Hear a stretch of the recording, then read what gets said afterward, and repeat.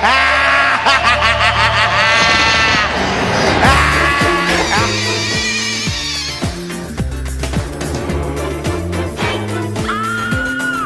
see it. Here's Johnny. But we have to finish the movie. Who gives a fuck about movies? Yo, what is going on, you guys? It is your boy Sooplex. You see, I did there, Sooplex. Oh wait. It's wait, hold on. It's Spookplex. Oh, it's Spookplex. Anyway, it's your boy. Don't laugh. Actually, do laugh. It is funny. Spookplex. It's Spookplex. Spooplex. Let's make the shirt. You know what? No. Spook, because it's like Spookplex. Halloween Town all day, There's two dude. acronyms right back to back. I don't like that. I like Sooplex. So corny, I know. Anyway, guys, it's your boy Sooplex. I'm here with my boy Sooperkick. Isaac, Sooperkick. How are you, Isaac? I'm good. Doing good. And this is the Sooperplex Podcast, episode 16. That's right. I actually know what episode we're on today. I know what episode we're on today because this is actually now, this makes Isaac the longest running co-host on the Sooperplex Podcast. He says this now on air. I love it. Yeah, let's go. Yes. Well, I mean, I say it on air now because you are now the longest by this episode. He has beat out. It's been a blast. Yo, seven episodes. It's crazy. I know. He's beat out the former co-host. Maybe one day. R.I.P. Right? Maybe one day we'll see him back. But he has taken the torch. He's like one that shall not be named, like Voldemort. Exactly. No, I love him. One who should not be named. But anyway. Yeah, we are on episode 16 of the Sooperplex Podcast. Thank you all for tuning in and listening in. We have a lot to talk about. Firstly, it is now October. It's spooky season. So we got to start off this episode. It started off right with a burning question. Isaac, what is your all-time favorite horror movie? All time, just one? Well, I got a follow-up question, but first, what's your all-time favorite horror movie? Oh man. You're gonna make me say it. Yeah, it 1990 November. Yeah, 1990 it. Okay. All right. Right next to Nightmare on Elm Street. How about you? Okay. So my favorite horror movie of all time. I know by proxy people expect me to say Coraline because Coraline's my favorite of all time, but it's not my favorite horror of all time. I hope we could differentiate, my favorite horror from my favorite movie, even though the movie is horror, but I don't really. Yeah. My favorite horror movie of all time, I would say, is Hereditary, and that's because that is the horror movie.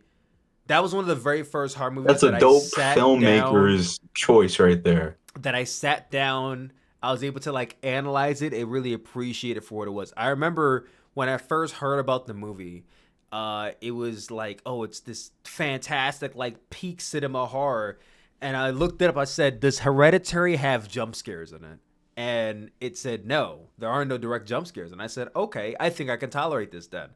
I watched it and I was skin crawling, wincing watching it, but no jump scares ever came. Except that they lied. There was a jump scare in this movie. There was one.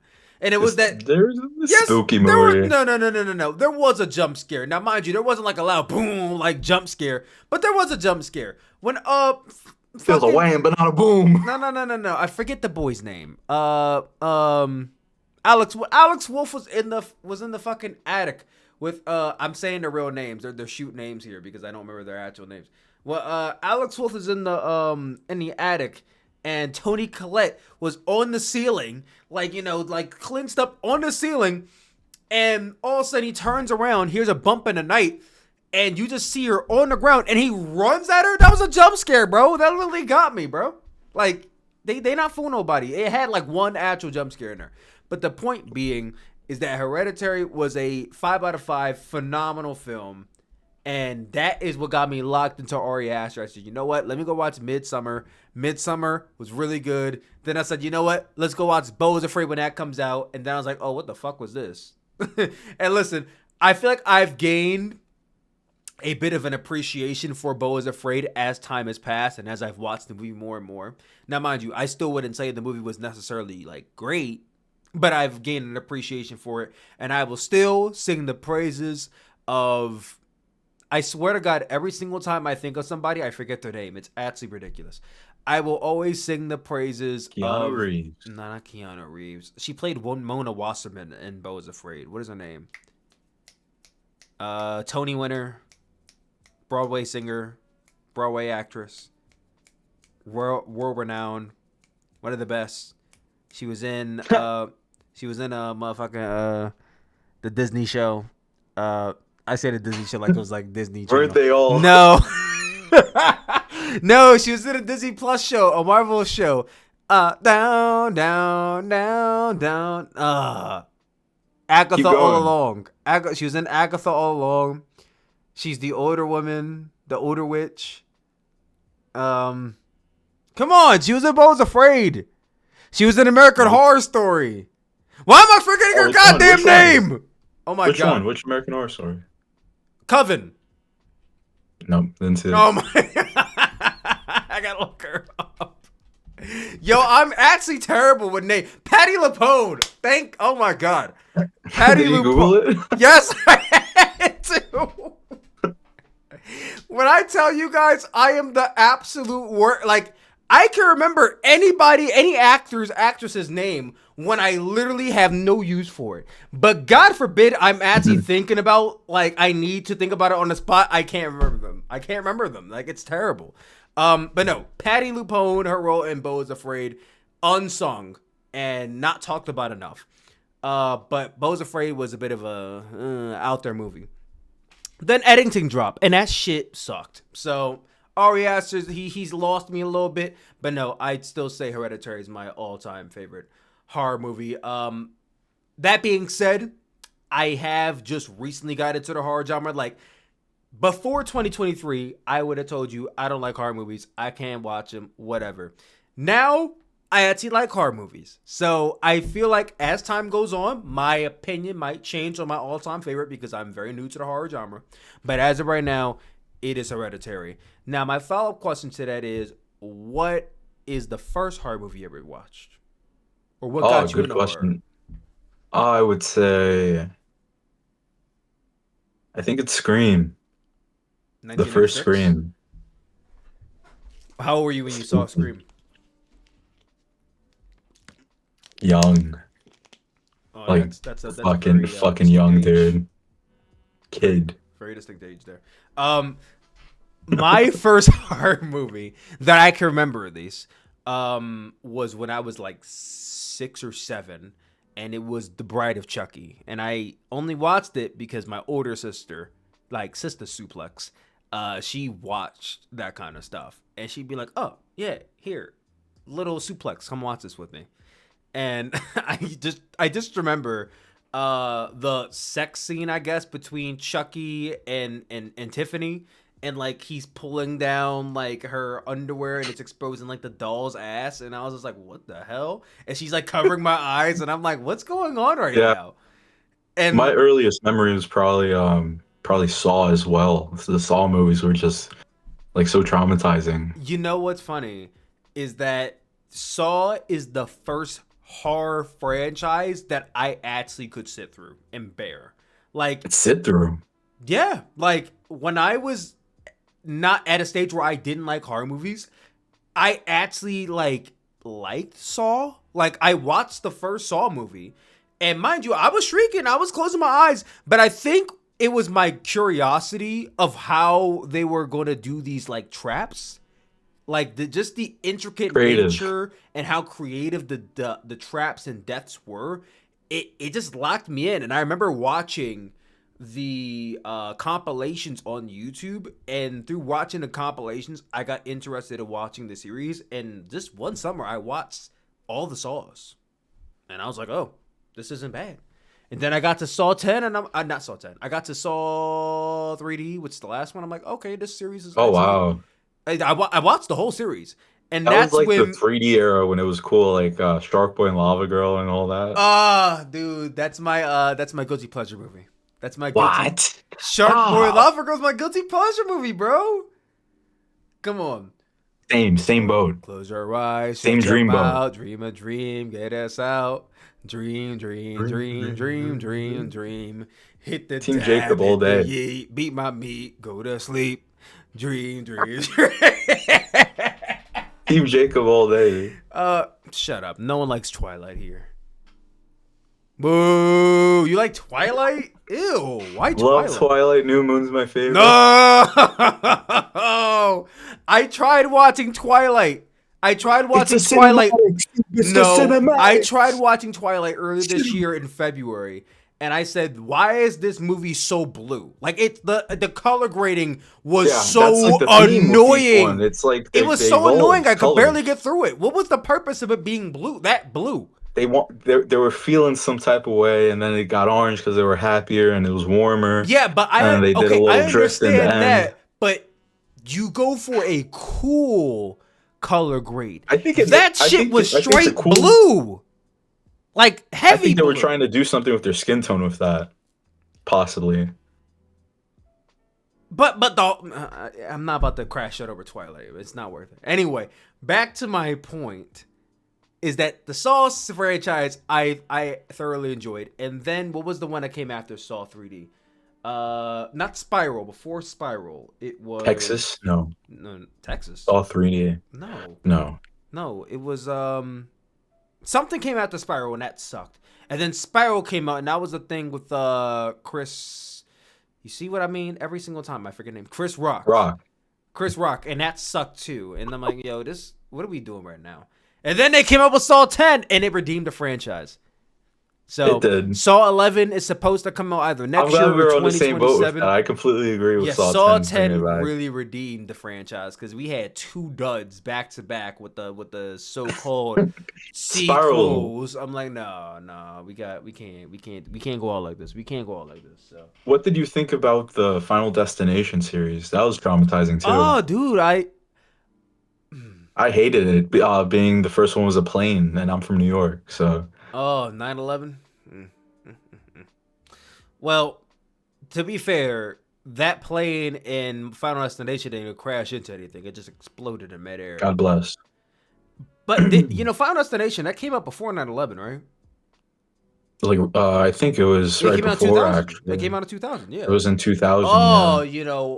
I wonder how Eerie, that right? movie was when 9/11 happened. Because when 9/11 happened, a lot of the FCC was cutting down on anything that had to do with planes. It was super. I remember they cut out the twin tower scene. The twin, like when Kevin McAllister's on the twin tower in Home Alone 2, they cut that out. There was a Family Guy episode where they showed the Twin Towers. They cut that out. Like anything having to do with the Twin Towers or planes coming anywhere remotely close to a tower or a skyscraper. Fuck The Simpsons, by the way. They predict a lot. Yeah. I ain't really a big Simpsons fan. But did you see the Simpsons movie 2 is going to be coming out in 2027? That's great news. I didn't know that. Yes, that's awesome. The Simpsons movie 2 is coming out in 2027. First one was great. I enjoyed the first. I don't watch The Simpsons, and I enjoyed the Simpsons movie. I enjoyed the Simpsons movie too, even though I did not watch. Good, like family haha movie to watch. Yeah, not too bad. Follow-up question was about your the movie Growing Up, right? No, it was about Growing Up. No, it was about your first horror movie you watched. I asked about your favorite. I asked about your first. Now, what is a horror movie you would recommend to someone who's never watched horror before? Oh man, I would just want to discuss this person and just like spook them at the same time. And when I think of a disgusting character, I can't just not think about Jeepers Creepers and how eerie and suspenseful yet disgusting that movie is. The first 3, definitely Jeepers Creepers. Yeah, it was just like it was really good, and now I'm having a moment like you where the main actor was really good in it too. He was in Dodgeball.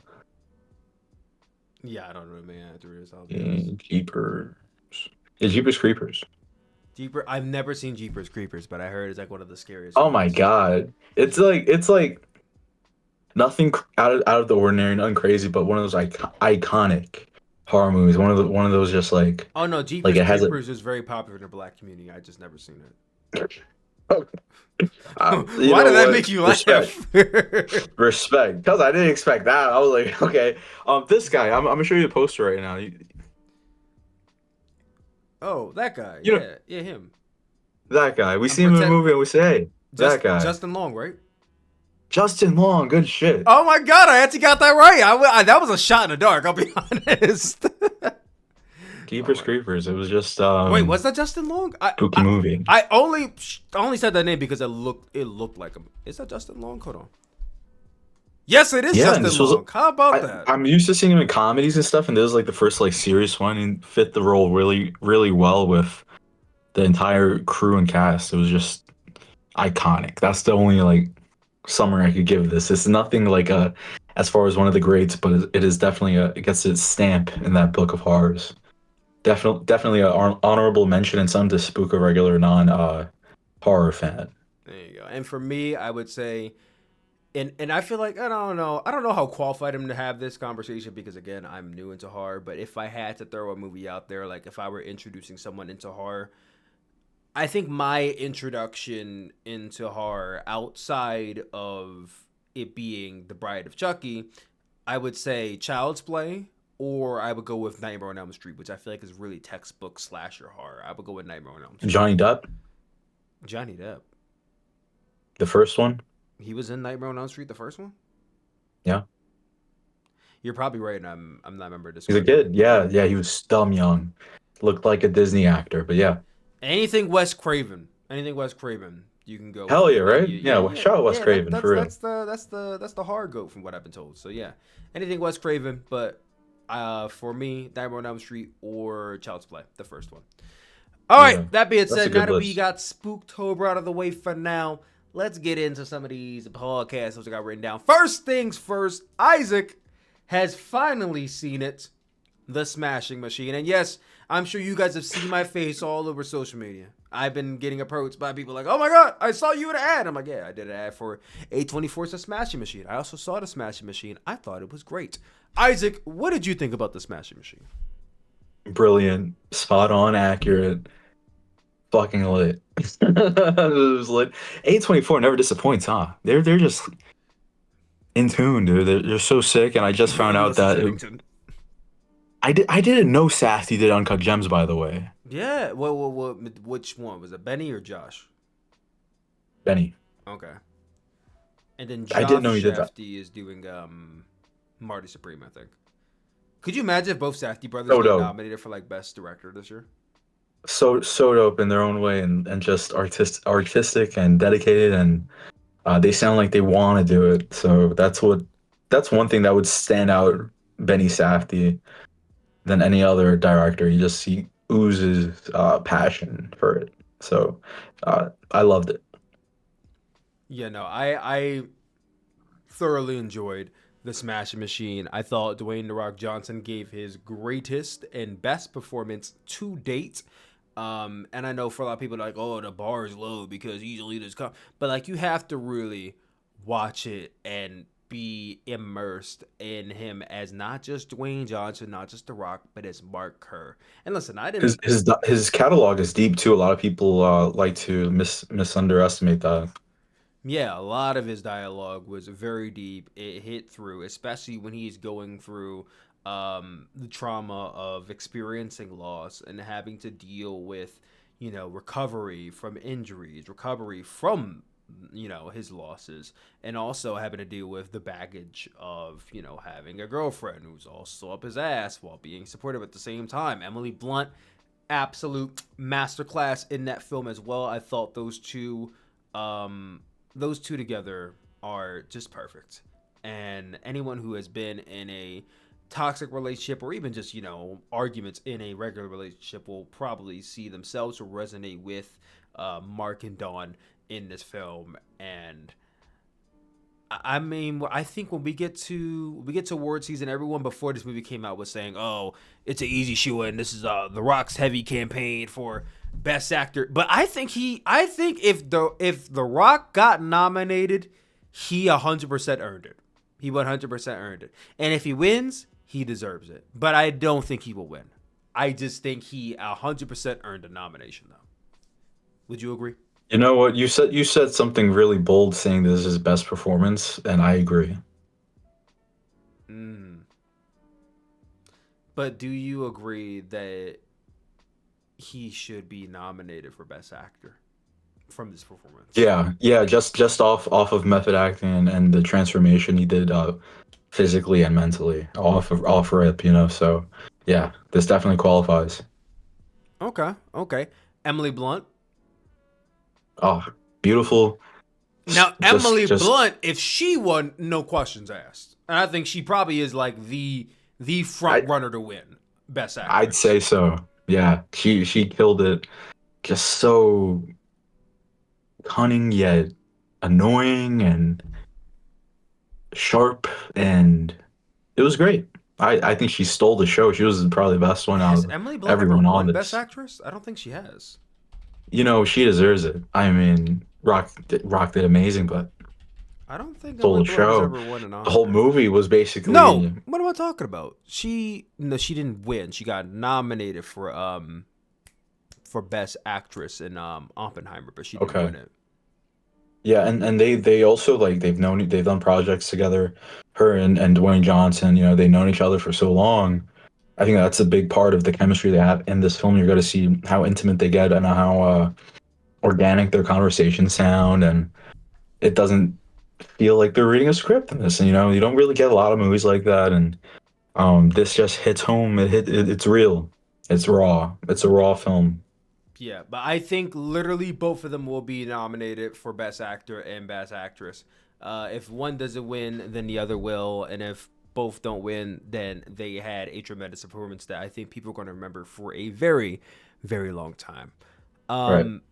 Smashing Machine, I would give a solid 4 out of 5. Where would you go, Isaac? Same. 4 out of 5. 4 out of 5. Love it. All right. Now moving on from here. I have a note. Russo brothers, they posted an image to their Instagram a day or two ago, and people have been speculating online. What does this mean? I mean, mind you, it's, and I'm gonna have to.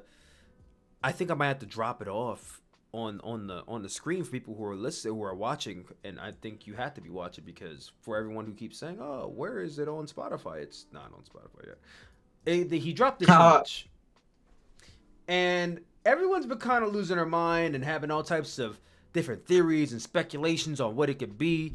And I'm not gonna lie to you. I ain't gonna lie to you. I don't see shit. I don't see not a damn thing that's going on in this image right now. Now, I seen people doing, and I'm calling this Five Nights at Freddy's type breakdowns, because these motherfuckers are drawing on the picture. They're doing like full on theory breakdowns. I'm like, yo, I I don't know. I just laughed. Listen, some of these people might be right. They might be onto something, because it does say look hard, so they want you to pick this apart. But I don't see it. Isaac, did you see anything looking at this picture? No. Any speculation on what it could mean? No. Should I think so? Not really. Yeah, I don't really see anything. Now, I will say I've seen this pretty often, so I will drop this here. I've been seeing this, and it's that little umbrella corner thing resembles an A. The middle is supposed to resemble a V, and the corner is supposed to resemble an X. Which You saw I the think tweets this I is the sent you, and people are just playing Scrabble on which, it. mind Just you, I like think this drawing. is a massive reach, because you literally just drew on this. You just drew letters and made it work. Because I'm like, how did you even get an X out of that corner? We should have drew one. We should have participated in that trend and just doodle like Kingman. Yeah, just start drawing random shit. But no, I don't know what's going on here. But all I do know is we are getting very, very close to 1 year, 365 days countdown. We're about 14 months away. 14 months away. I will say one thing about the preview that I don't think anyone touched on. What is that? What's that industrial piece behind him above that's broken and looks like the bridge where Spider-Man saved Mary Kate from Mary Jane? You might be on to something. I didn't even beep that.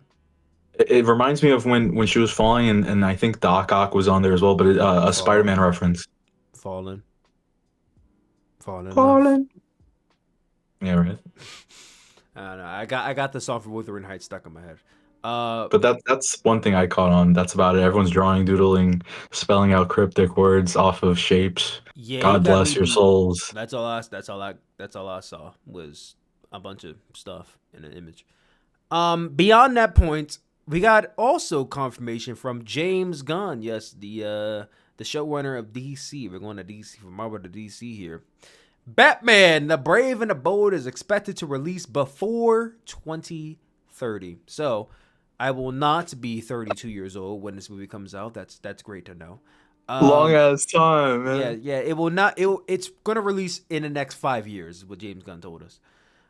So yes, Batman: Brave and the Bold is going to be based off of the story between Batman and Robin, and many are speculating it's going to be Damian Wayne, which I still don't understand how we're going to get Damian Wayne when there's been no established Damian Wayne in any Batman universe or the DC so far. But we got time. We're still very new to the whole new DCU, so who knows? Isaac, this is releasing before 2030. Do you have a year that you speculate it might be in? Or do you think, you know, if you have a timeline in your head, how you think this could go? Because we are 2029. 2029. Really? 28, 29. Oh, it's expected to release before 2030. It's December 29th, 2029. Get the fuck out of here. Yes. Get the fuck out of here. Probably October time, probably fall. But yeah, I say 29. Yeah, fuck it. Nah, it's gotta be 28, bro. It's gotta be 28. Listen. 20? All right, hopefully you remember the rewind the footage. Yes, 3 years from now. Well, we'll be on episode 150. We'll be like playing. Dude, we're going to be blinged out. We're going to have a studio. It's going to be great. Oh, yeah. We'll have a full-on studio by the time we get to 2028. But no, 2027 is going to be the release of the Batman Part 2. So I think by 2028, probably late 2028, 1 year later, we'll be seeing Batman, the Brave, and the Bold. And listen, the reason why I could confidently say that is because they were filming the Batman Part 2 in just 8 months. So if they want to get done the Brave and the Bold, they got to film that in 2027, which by 2027, a bunch of shit with the DCU should already be figured out. So I think by 2028.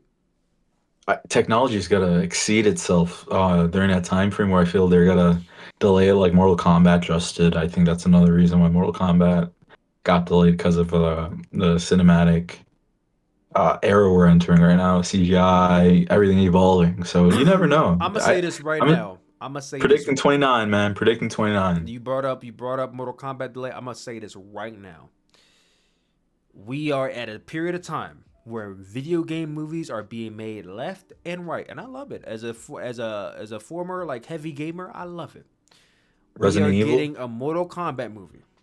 We are getting a Street Fighter movie. If we don't get a motherfucking Tekken movie soon, I am going to crash out and lose my motherfucking marbles, bro. I don't know what studio it is, but we need a fucking Tekken movie today. Is that your favorite fighting game? Yes, it's my favorite game ever. I demand a proper Tekken movie. God damn it! I enjoyed the last. I'm not gonna lie, man. It was pretty sick. It was fun. It was kiddie. It was the live action one. Yeah. Sure. Okay. It was a fun like 2000s vibe. Yeah, but it was Kazuya and fucking. It was very Y2K too at the time. I think the timing of it. There was some special about the timing of the release. First of all, a lot of it didn't make any fucking sense. First of all, it was Jin and Nina Williams. That doesn't make no damn sense. The story didn't make any sense. No, none at all. And then they introduced Kazuya into the mix in the second one, and it didn't look anything like Kazuya. Like I'm like, no. Do it properly. And listen, Hollywood, I know we in this whole thing where it's like, yeah, we're gonna do all these casting choices and way swapping. Tekken is primarily Japanese. Please keep them Dog, Japanese. if they have 50 Cent in Tekken, I don't know. Listen. If you go have 50 Cent in Tekken, you can't even place him in anywhere properly. Like Bruce Servant, maybe. I don't know. I saw Street Fighters casting, and I'm like, yeah, sure. You know, if you want to put Hiroki Goto as fucking it comes Heihachi off Mishima, Disney-like, if you want to cast Minoru Suzuki as Heihachi Mishima, sure, okay, I wouldn't be mad at that. But properly cast other people too. Tekken has a wide variety of different ethnicities and cultures to pick from, but make sure everyone is culturally, not culturally appropriate. I don't want to use that term, but selected correctly with their cultures. That's all I ask.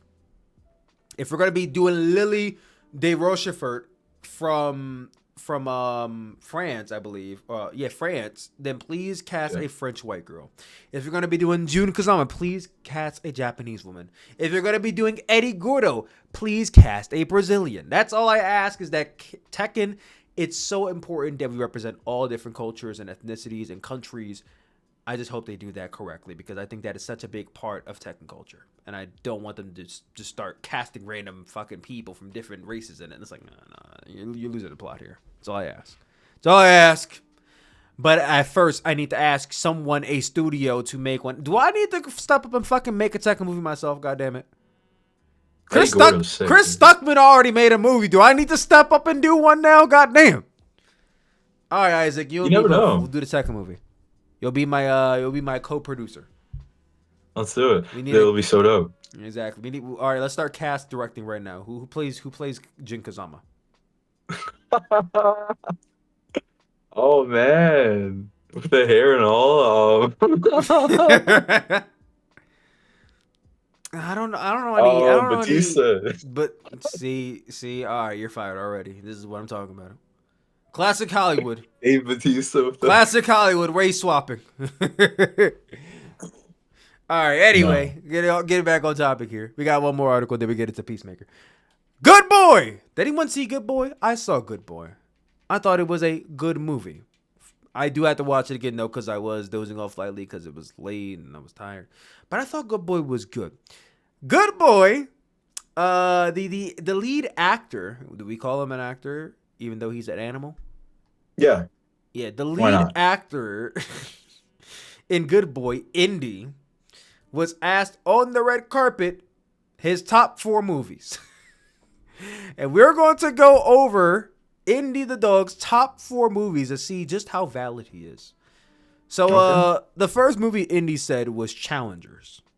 And to that I say, well, considering there's a tennis ball being thrown around back and forth, this makes a lot of sense as to why it's his top 4. But it's also a great movie that got snubbed heavy in the 2024 Oscars. So I can concur.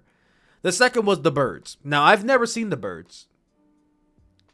But I've never seen it. I never seen it. My cats do love watching birds in their window, so I can kind of see why he has an infatuation with this movie too. The third was The Thing. Now, The Thing, I'm not too sure about how that correlates. Okay, spooky.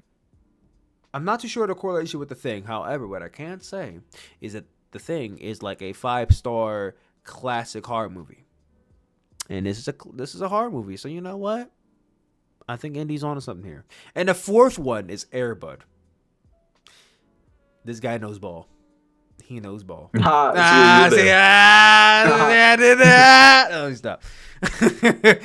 And then what's funny is that one of the comments on Twitter is the dog with a microphone, like he's doing a podcast, and it said, "I also really enjoyed Marley and Me, but I've never seen the ending because my owners always turn it off before it finishes." And I'm like, yeah, real for that.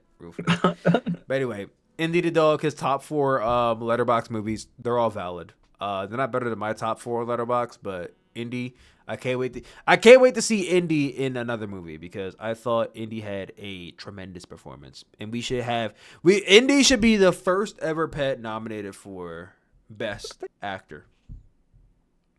Now, did the dog have any lines in the film, Tyler? Yeah, Earth. Yes, he had say they were deep, they're upsetting, they moved people to tears. So yes, Orf.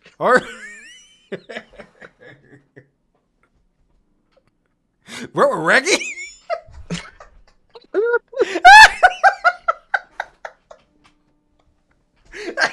That's what before. Oh, that's funny. Oh. Oh man. All right. Let me lock in. Okay. Whew. All right. So now that we're back, let's now talk about Peacemaker, season 2, episode 6. Isaac, I watched the episode. You watched the episode. What did you think? I'm fresh off the episode, man. Oh man. Like a Keef in the Night. Like a is the Keef name of in the the episode. Night. Thematically, I love the way these episodes are named. And Isaac, I'll let you lead the way, as you have been the past few weeks now. Initial thoughts. What do you think about the episode overall? Man, I thought it was one of the stronger episodes we've had in the latter half of the season. It started off with the cliffhanger from the last episode. I thought it was going to go a certain direction with Adebayo, but thankfully it did not. The ending, the cliffhanger ending, that perfectly set up the finale. But we'll talk about that very soon. Iconic. I enjoyed it a lot, and I think that it definitely took time to kick in this season. The first couple were dragged, but it definitely escalated once we hit like 5, I feel. So yeah, we're on episode 7 now. Episode starts off with Chris noticing the Nazi murals on the walls, saying he's not sure how he missed them. But yeah, the fake Harcourt yells at an officer to arrest the real Harcourt.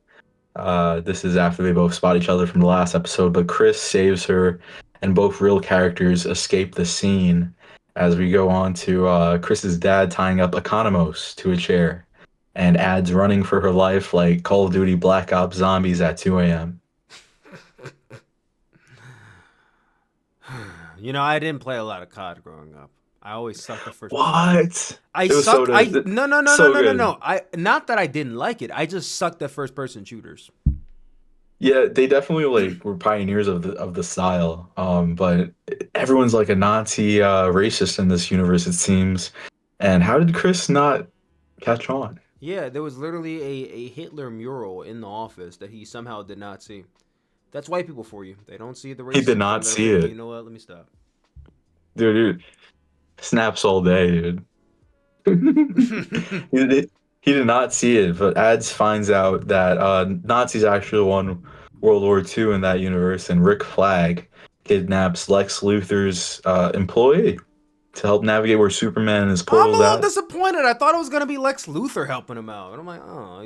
I like that it was a reoccurring stooge from the movie, though. It was a really good reference. Yeah, no, it was fine, but like, I saw the stash. You got Nicholas Hoult was there already. Let's use Nicholas Hoult some more. He's such a good actor. I saw the stash, and he was one that was already on the fence in the last film too. He was like, "Are you sure?" If you remember in Superman, this character was very hesitant in helping Luthor towards the end. Now he's helping Rick Flag navigate where the pocket portal Chris has. So, well, mind you, at first he didn't really want to. He was kind of like, "What's in it for me?" Which I don't mind you. I would have done the same thing. Like, you taking some years off? He asked for a juice. The first thing he asked for is a juice in the scene. Yeah, and then he asked for some years off his sentence, like basically Suicide Squad 2016 style with Amanda Waller, when they're like, "Oh yeah, we want 15 years taken off our sentence," and they're like, "Oh well, you know, we can't do that, but you know, if we tell Lex Luthor," he's like, "Oh no, I'll do it." Yeah, threatening him and shit. Bitch. Right. They found the pocket portal in the Galapagos of Washington State. The police raid the house of Chris's dad, and the Sons of Liberty, who are the Adrians, the little white boy twinks. This sounds like twinks is crazy. That sounds like such a racist group. The Sons of Liberty. So bad. Wouldn't be surprised in this universe. But yeah, so they definitely they break in the building, bro. Oh my god, they break in the house and they just start stabbing Chris's dad in the neck. Bro, what I mid speech. No, it was mid, and the crazy part is like, this was a pretty like important speech because Harcourt is all up in their grill, like, yeah, why am I supposed to believe that? No, she ain't popping off like that. But she's like, how are we supposed to believe that you're not racist? It was the voice of reason, keeping Keith calm. Yeah, Keith is ready to kill Chris, And he's like, nah, Keith, it's fine. I believe he didn't do it. And then Hardcore's like, well, how am I supposed to believe that you're not a racist too? And he's like, I would never do such a thing. I'm a good white man in this universe. I would never be racist. Yeah, the dad believed him. Keith was not having it. Having a whole speech, and I'm like, you know what? Dad's all right. And then here comes this motherfucker busting through the window, just stab John Cena's face in the seat. He's like, no, slow motion, no. Yeah. Oh my god! They definitely. I think that the producers of this definitely wanted the crowd to react to like, what the fuck? Oh, they got that reaction out of me. Like, goddamn. Yeah, it got for me too, and it definitely made people feel for the scene, and I loved it, hated it at the same time.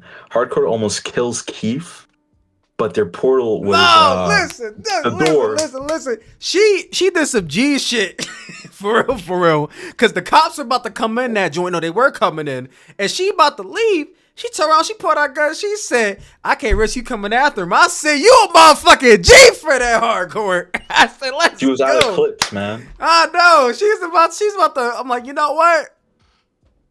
I wasn't fucking with Hardcore the whole season, because I'm like, yo, she a bitch. Like, you know what I mean? Like, yeah, like, what? Come on, let Chris live. Let Chris hit. Let him live and let him hit. But I said, you know what, Hardcore? You want me over here. You all right. You all right. And then fucking homeboy, the twink of the century came in and just fucking threw it through the door. Like G.I. Joe Ninja Turtle kicked the door closed and they had to leave. The kick was pretty cool. I ain't gonna hold you. The kick was cool. But. He had to leave. He did a Ninja Max spot, and then it seemed like Keith was just furiated, still breathing, but just mad. Hardcore was out of clips, just couldn't get the job done. Major street credit to Hardcore. But yeah, like you see Keith getting rolled out to the ambulance. He's like pissed off, like I gotta kill him now. I gotta hunt him down. So that's another foreshadowing. Also, just like a continuation we could expect for the next episode or probably next season. I don't know. Well, James Gunn already said it's not gonna be season 3. Not. That's what I saw. He said there's not gonna be a season 3. To cram all of the questions into the 40 minutes remaining is going to be very difficult. I don't know. They did. Then I did see that it's going to be an hour long, so we're gonna see what happens. I don't know. Isaac, we might have to go live for that episode. I don't know. I wouldn't mind going live for that. I definitely feel it's a big deal, and everyone's buzzing for the show. I know. This is the beginning of Keith's villain arc. I can't believe that they let him free and everything like that. So yeah, they go back to the universe. Everyone returns to the original universe, and Peacemaker throws his pocket portal at Rick Flag, saying, "Isn't this what you're looking for?" The rest of them convinced me to give it to you. The episode ends with Cena off the Molly in the back of a car cop. End credits. You say off a Molly? Off Molly. Like he just fucking popped a Molly and that was the end of the episode. He said, take me away. A secret place. A secret place. Yep. Oh, he was I got a pocket full of sunshine. Yeah, pocket full of cops.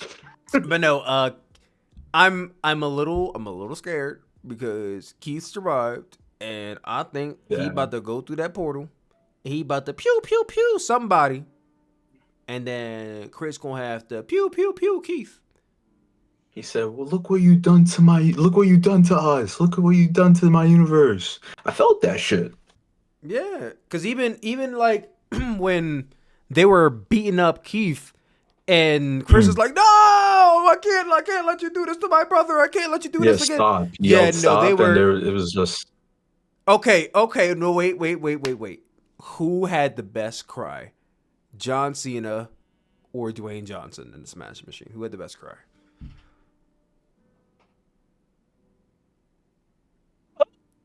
decisions once in a lifetime. Once in a lifetime decisions. Voices in the air. The Rock. The Rock had the best cry? It's just emotional. Just so sad. You know what? I would say I think Dwayne Johnson had the better cry. Dwayne Johnson had me balling in the theater, bro. Plus, I think John Cena's. Not a sense. I think John Cena's little before he started crying was kind of goofy. I ain't gonna lie. It was goofy, but then you felt for him after the fights and stuff. Oh no, it was very emotional. I did, but I definitely give Dwayne Johnson the best cry of the weekend. He's the better crier for sure. But this is just like it's satire though, you know, Peacemaker. It's all satire, and you just gotta like laugh a little bit. It has that factor where you just gotta not really take it too serious, but it's also great storytelling in the same time. So that's what makes Peacemaker so special, I feel. Yeah, for sure. For sure. And I already said how I think it's going to go. How do you think the final episode's going to go? I'm sorry, say that again? How do you think the final episode's going to go?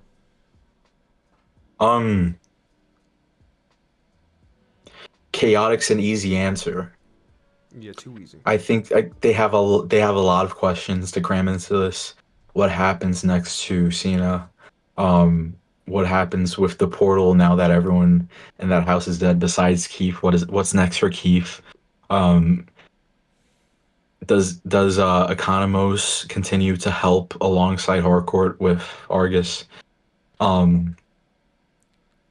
So it's like it's a hit or miss. I don't think it's gonna be bad, obviously, but because I'm not that guy, I'm not gonna be like it's gonna be perfect. I just think they need to spend a lot of time with this and give us extended time length in this for sure. And the burning question I think everyone has, do you think we are going to see a cameo from Superman in the finale of Peacemaker? I think so. They're teasing it heavy online now. Like there's a very popular question to the whole team at DC, and I feel like they haven't denied it. They've been egging it actually the entire time. So yeah, my predictions. Yeah, what about you? We have quite literally seen almost every other character from Superman in this show except for Superman. I think Everyone but him. I think it's building up to him being in the finale. Now, I don't think he's gonna come in and save the day, but I think he's gonna at least have like some minor role or at least a cameo appearance in this show. You know who grew on me? The Green Lantern and that whole team. That'd be really cool to see. Justice Gang? Justice Gang. Yeah, let's go. Yeah, Peacemaker, you are finally a member of the Justice. Maybe they help save they help kill Keith. I don't know. They could. And they're like, Probably. Peacemaker, Dude, you are that's a now big part of the dude. Justice Gang. Who knows? And let's not forget. Fact, it's gonna be needed next episode. Lanterns is going to be releasing in, I think, March of 2026. We're not too far away. 6 months. Wow. Yeah. I forgot about that, dude. Yeah, man. Wow. Yeah, man. Well, that was Peacemaker episode 7, and we will be back for episode 8 next week. Can't confirm we're going to be live for that just yet, but I think that's definitely something that we are going to be talking about and possibly putting in motion. Before we go, Yeah, I definitely. wanted to try something new, but not new, kind of renewed on this podcast, and that is Draft Wars. Bum bum bum bum. So, way long ago, last year, when we officially started this podcast with my former co-host Liam Crowley, we did a series called Draft Wars. We would make a team of 5, and we would have a topic. I would go, then he would go. I would go, then he would go. Then I would go, then he would go. And we would determine, you guys, the people in the comments, the people watching at home, would determine who had the best draft. Whoever had the best draft will go first next week, so on and so forth. This week, we are doing Warner Brothers movies that released in 2025. Warner Brothers has had such a great year. So many good movies have released from them. But what is the best? Who can form the best lineup of Warner Brothers movies? Ladies and gentlemen, this is Draft Wars Warner Brothers Movies 2025 edition. Because I'm Sooplex, I will go first. So, Yeah, that's it. yeah, that's it. Just because I'm me, I'm going first. I'm it. It's on my channel. I think I should go first. We have 5 picks. 5 picks and 11 movies released man. this year. Oh man. So, for my first pick for my draft, I will be choosing. I know your first one. Nah, not exactly. There's a lot of choices here. Every week we get back to this. I don't hate it, dog. I don't hate it. You know, I think I'm gonna surprise a lot of people here. My first pick is going to be Superman. Oh my god. Superman will be my first pick. I thought Superman was this is the My movie. pick, dog. Bro, without Superman, we are not here talking about Peacemaker. So Superman is my number one. I think it is easily one of the best movies of the year. It will not get nearly any nominations at the Oscars, but I had the Superman cape in the background for a reason. So yeah, Superman is the first movie drafted on my list. Damn. All right. Well, I want to say the other one, but I'm not. I'm gonna be serious and say Weapons is mine. Weapons? Weapons. It's spooky season. It was iconic. It was so beautifully done. It was creative. It was spooktacular, dude. And 'tis the frickin' season, my friend. Weapons is my draft pick. Loved everything about it. The actors in it. The story, the color correcting, the text out of the film alone, the panning when the stories came together, but also that scene where it followed the lady into the gas station in one continuous shot for over 2 minutes straight. Oh, that was Cinema, my friend. Such a Weapons, yeah. Okay. And listen, I was gonna go with this first, but then I said, you know what? He hates this movie so much, he won't even pick it, so I don't have anything to worry about. Number 2 is gonna be Sinners. Absolute cinema. It is one of the best movies of the entire year.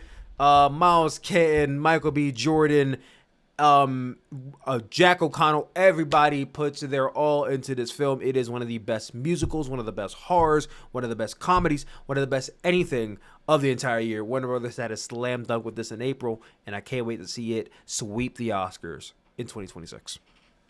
It's a tad comical, ain't it? It's a what? It doesn't get praised for its comedy, its sense of humor, its slight sense of humor. It doesn't. Or its music. It doesn't get enough of that, but I mean, musical too. Yeah, I do see that. It's just all over the place for me, and it came off as a gangster movie, which swerved the fuck out of me. But it is a good movie at the end of the day. So, all right, what's your number 2 pick? Number 2 on my team. Oh man, yeah, I'll say it. Minecraft, dude. Really, a Minecraft I'm a big Jack movie? Black guy. I'm a big Jack Black guy. Okay. Okay. All right. You need something for everybody. You need some spooky stuff. You need some stuff you can see with everybody. It's all about flavors, my friend. That's fair. That's fair. And it broke records I'm too gonna at the choose time. one of the best flavors that came out this year. You know, I chose Sinners as one of the best, and one of the best that just released recently, One Battle After Another, is making its way onto my list. I'm actually kind of shocked you didn't choose One Battle After Another. I think my list is a slam dunk already. Sean Penn. I didn't see that one yet. Sean Penn. I didn't see it. Remember, that's the one I gotta think is see. one of the best villains of this decade. Leonardo DiCaprio is great. Chase Infinity is a breakout. Regina Hall gives one of her best performances. The movie is crafty. It's funny. It's political. It's serious when it needs to be. It's everything wrapped into one. It quite literally, it and Sinners dominates the entire year as cinema. So yes, at One Battle After Another takes it. You can just have my list right here. Yours is hit driven. I completely get it. I'm not even mad at that last one. Like I gotta see it still. That's one I didn't see. We talked about, but you're giving high praise. And what did you rate on Letterboxd, by the way? You gave it a fucking 5, bro. Sinners, One Battle After Another, and Neja 2 are the only movies I've given 5 this year. Again, we're spoiled this year. You know what? If I had to do number 3, it would probably be F1 because of the tech. I'm just such a geek for how they filmed it, the process of it. Multiple iPhone shots in this. Grew up loving Steve Jobs and just everyone involved in this film. It was exciting. I don't even like NASCAR and I like the film, actually. So like to make me like that means you did something for your film. That's my number 3, F1. All right. My number 4 is going to be Companion. This is a movie that came out in January that I think a lot of people unfortunately have forgotten about, but it is one of the more riveting rom-com / thriller movies that came out this year. Sophie Thatcher, I believe, really gives a stellar performance as the robot. And on top of that, if you watch this podcast, you will know that Companion is a big piece of the intro for this podcast. So, yeah, Companion can't not make its way onto my list. Oh, man, again, yeah, a lot of people forgot about that in January.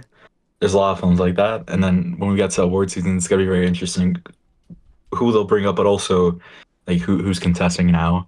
I really enjoyed Mickey 17, so that's my number 4. I really liked, even though I'm not big on Patterson for Batman, this is a complete 180.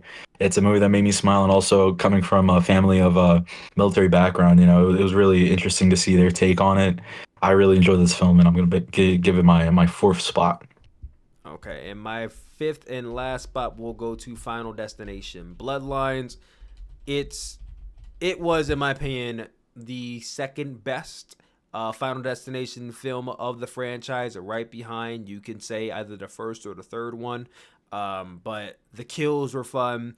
The story was, they actually tried to tell a story this time versus the last few times. I feel like it was all about just the creative ways to die. And mind you, I don't think we had the most creative deaths. And this narrative was, the best way to avoid death. Well, the narrative here was that death runs in a family, right? And it's all rooted back to the mom who's hiding out and trying to avoid death. And as soon as mom goes, well, everyone's got to go. So I really like the story they went with for this one. It was something they had not done before. And I just hope that in the next Final Destination, they try another story that they haven't touched upon just yet. But yeah, my list, Superman, Sinners, One Battle After Another, Companion, Final Destination, Sooperkick. Isaac, what is your number 5? If you know me, you know one of my favorite movies is Goodfellas. March, there was a little homage to that in a sense, and Robert De Niro never misses. I feel like it's a movie that's not talked about a lot. And Alto Nights, sick movie, dude. The Sick Alto movie. Nights. Okay, I didn't see the Alto Nights. I'm surprised you didn't take that one. I thought you were gonna take that one. I did. That's like one of the very few movies I did not watch this year from Warner Brothers. It's just so mafioso, old school, and No, I know De who's in it. I Niro know what it is. I shines. just didn't watch it, so I didn't pick it. De Niro is such a class act, but also there's a charm to it. It's like the sazon in a film. I think it's a very strong pick for my number 5. I probably would put it earlier, but yeah, I'll say Alto Nights, Minecraft, Mickey 17, F1, and the first one being Weapons. Okay. All right, so that's our list. My list: Superman, Sinners, One Battle After Another, Companion, Final Destination. Isaac's list: Weapons, a Minecraft movie, F1, Mickey 17, and the Alto Nights. The elephant in the room: one movie was not selected. Conjuring: The Last Rites. You said Companion. I said Companion. Companion was my number 4. So, did you hate? I thought you weren't gonna pick Final Destination, bro. No, I actually like Final Destination, and it's not to say I didn't like Conjuring: The Last Rites, but it really didn't have no lasting effect on me. Conjuring, yeah. It's like, all right, sure, whatever. Yeah. I don't care. It was cool. Yeah, it was alright. Yeah, it was copy paste, and I was nothing stuck out for that one. I mean, it was like for a horror film, nothing really stood out for that. But also Final Destination, it just made me laugh, dude. Like at the end too, like that's it. Like that, I remember that being a big emotion I was feeling at the end of that film when I left. It wasn't the best. I was like, that's it, really? Better movie than Conjuring, in my opinion. All right, yeah. So I want you guys to comment down below. Who do you guys think won this draft war this week? Now, Souplex's list is obviously one banger after another. Isaac's list is just another list. But go ahead, vote down below. Who do you guys think took it? And what? that will be that. Yeah, sure.